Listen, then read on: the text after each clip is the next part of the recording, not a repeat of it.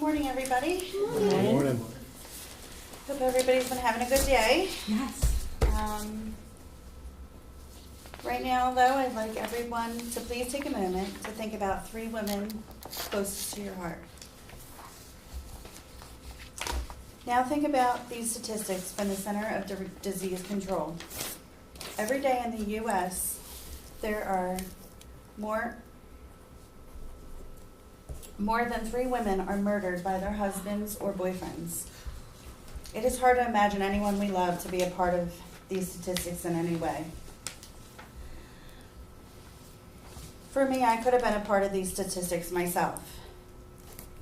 It took me over 15 years of losing just about all sense of who I was to see that I am now a survivor of domestic violence.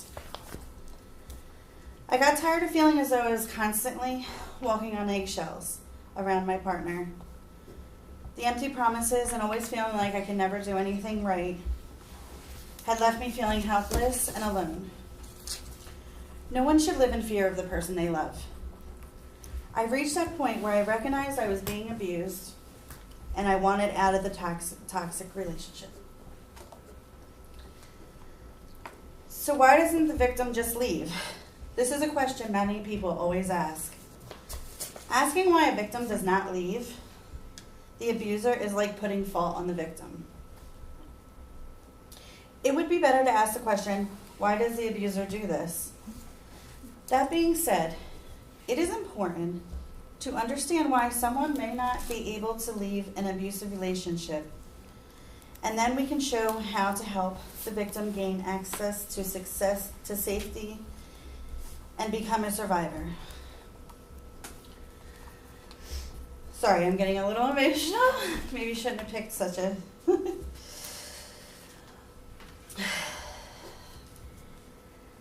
First, let me tell you that the abusers are like wolves in sheep's clothing.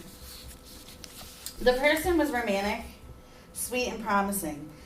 The abuser knew just what to do to get the victim to love. There is abundance of attention, love, and affection from the abuser. They learn all about the victim, like what makes them tick, who is important in their life, what they are most afraid of, and where their weaknesses are. The wonderful affection of theirs turns to concern, always asking questions like, where were you? Who were you with? I'm just concerned. Then the concern starts turning to obsession, with the abuser saying things like, I called several times, why didn't you answer? Then out of nowhere, the obsession turns to control. The abuser starts isolating you and your family and friends, telling you who you can and can't hang out with.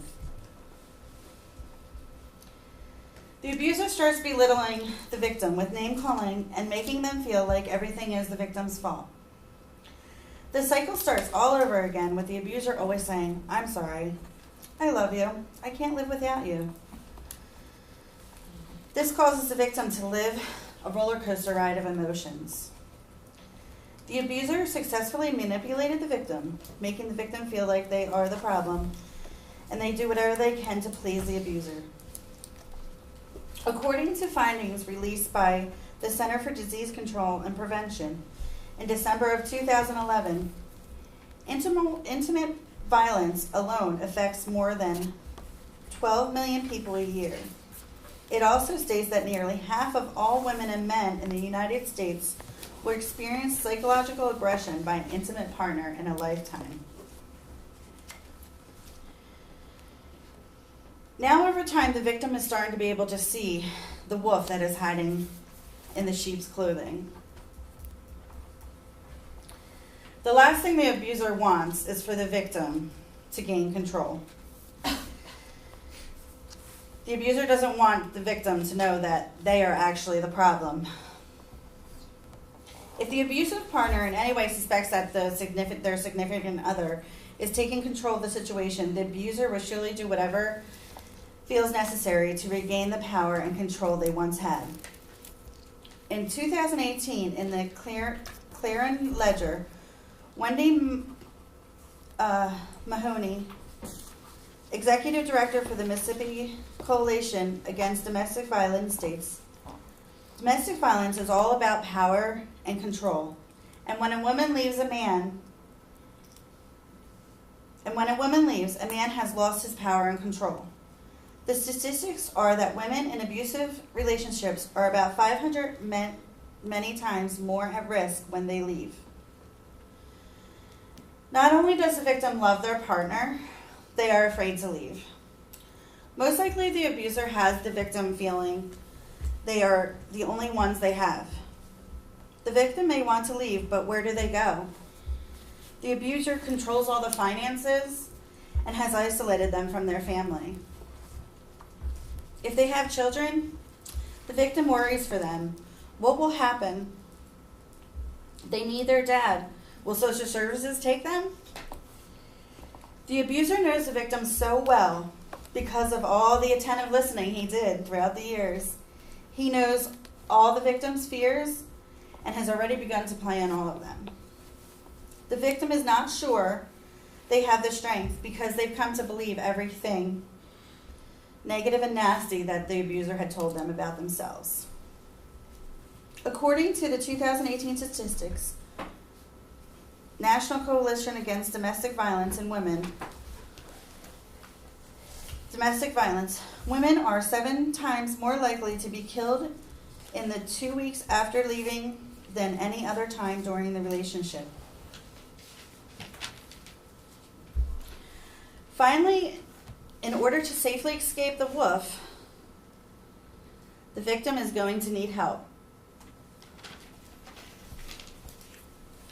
Making a plan to leave an abusive relationship without letting the abuser know and to act as normal as possible is a scary and daunting process. This is when safety is at the highest risk, so it is crucial for the victim to hide any and all signs of leaving. It's important to contact professional agencies or individuals who specialize in domestic violence.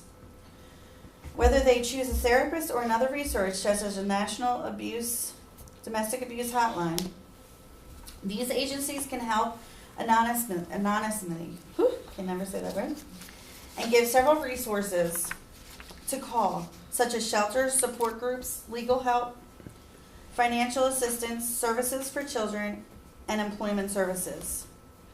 Most importantly, the victims will see that they're not alone and that there are solutions and opportunities to get away and be independent.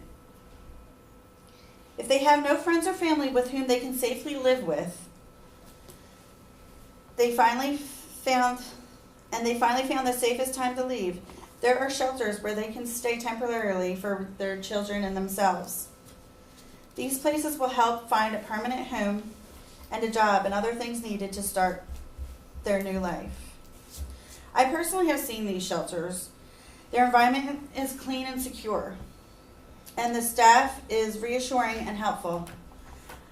I wish I hadn't listened to the lies people told me about these places. Maybe I wouldn't have felt stuck for so long.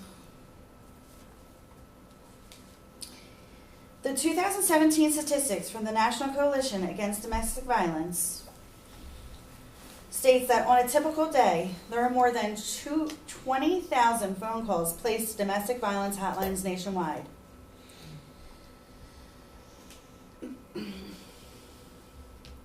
In order to prepare, it's good to try to pack an emergency bag for the victims. Get all important documents such as birth certificates, social security cards, any health records. You should also include phone numbers of friends and family, a change of clothes, anything that you can take. Unless the victims have to leave in a hurry, it's best that they leave when the abuser least expects it. This will give more time for them to get away before their abuser realizes they are gone. It will be difficult and scary, and they will feel a lot of adrenaline, heartache, and pain. But planning and getting out safely are the utmost importance. After leaving, they will still have to protect themselves. They will need to utilize the agencies to help them set up a protection from abuse order, which is a legal document in order to arrest the abuser if he continues to harass or have contact with their partner. 1 in 7 women and 1 in 18 men have been stalked by an intimate partner during their lifetime to the point in which they felt very fearful or believed that they or someone close to them would be harmed or killed. The statistics were gathered in 2017 by the National Coalition Against Domestic Violence. Now that they have this new freedom, they will be filled with many mixed emotions as they continue to address and survive the trauma. It should be a time to get to know who they are again, understand how they got into an abusive relationship, and in time heal and learn from their experiences. Over time, this will be accomplished as long as they continue to get emotional support through friends, family, therapists, legal counselors, and domestic abuse agencies. They will also have to keep their safety first and report anytime the abuser tries to have contact.